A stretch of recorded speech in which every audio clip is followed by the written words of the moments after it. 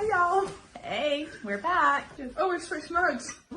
Okay, let's talk about pensions. What's a pension, you ask? Pension's a savings account with a time lock. If we add a layer onto that explanation, they are a tax efficient way of saving for your future self. We're talking about pensions in this one to clear up any jargon, explain simply what a pension is, and talk about some of the common misconceptions. At a very high level, we're not going to talk about a type, we're not going to talk about the rules, we're not going to say which one you should or shouldn't have. It's just about the importance and awareness of investing into a pension. I think the main part where people get stuck is it's too far into the future and you're thinking about a future version of yourself, and that's the emotional side. It's requiring you to plan the future you when present you has a mortgage to pay, has childcare, has other life things that you want to do. You want to still enjoy life and you have the time and the energy to. So I think that's where the tricky bit comes in, and whether the contributions are taken automatically or not, we just want to highlight that they're there, and starting sooner can massively benefit you for your lifestyle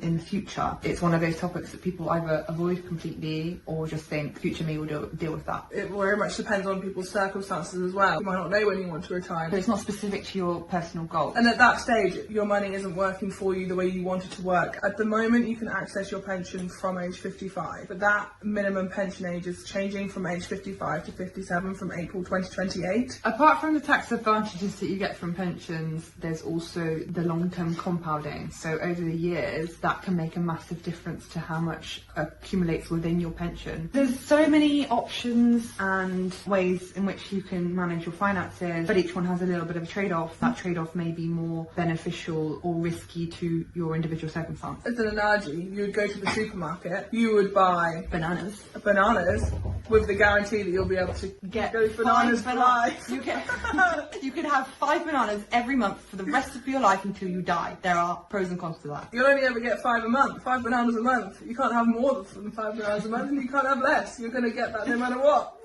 And there's no flexibility around it, but the advantage is that it's guaranteed income. Yeah. We can go into the pros and cons of each method of drawing down on your pension, but for now, in essence, that's what an annuity is. Yeah. What if 1 month then you wanted 6 bananas? Then you'd be accessing it via Flexi Access. With Flexi Access drawdown, your bananas vary. You have a whole bunch of bananas, and you can decide to take 7 bananas 1 month and 8 bananas the next month.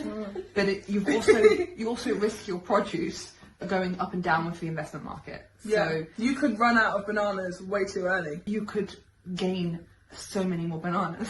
There's pros and cons to it, and I think that's why, whilst that flexible option is such an advantageous option, it also requires planning. I think that's often where people come to us for advice on those. You're giving up a small portion of your income now, which is going towards your future self to give you flexibility, give you options, and to give you a life post-work. Yeah, for sure. You're investing in your future self. You can use it to mimic your employment income, which is behaviourally really good because it gives you the feeling that you're still receiving like a monthly income. The main things that you're missing out on are the free money from the employer, the tax efficiencies, and the compounding of returns through investments. You want to make sure that you have an expression of a wish or a death benefit nomination. Basically nominating who you want your pension to go to When you pass away. and this is separate to your will. Although you kind of want to make sure it marries up with your will. It all jimble jabbled and doesn't match.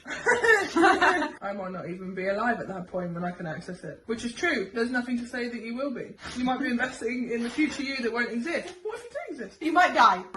So just to differentiate a minute here, the reason why you're saving into a pension as opposed to a different savings account, let's call it savings account, is because of the tax advantages and other advantages that it gives you, and it's way more beneficial.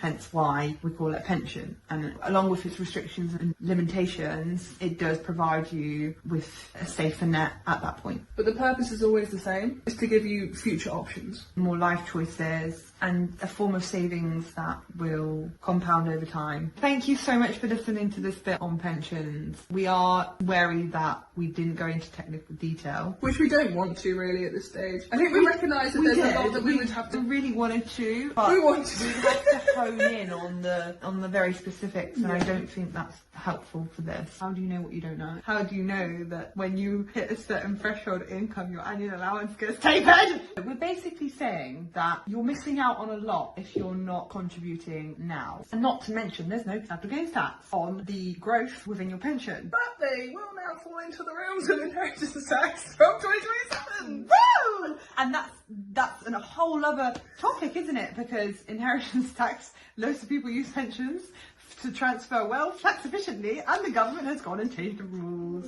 So you need a different method, honey. If you don't know what you need to know, financial. But I think the important thing to say here is that's what we're here for. We're here to clear these things up. We can provide some regulated advice should you require it. You do require I it. think everyone requires a certain level of financial advice. What do you mean by that? Because you don't know what you don't know. If you don't work in the industry, it's really difficult. You might not know that you can put in X amount into your pension. At its core, a pension is just money set aside during your working life. So going into the technical bits, it's very different for everyone. It's different based on income, everything. It's all very So nuanced. case by case basis. Well, Jasmine, thank you for joining me and chatting about pensions. Thank you for joining me, Gabriella. It was mildly fun. A bit chaotic, a bit overwhelming, a bit stressful.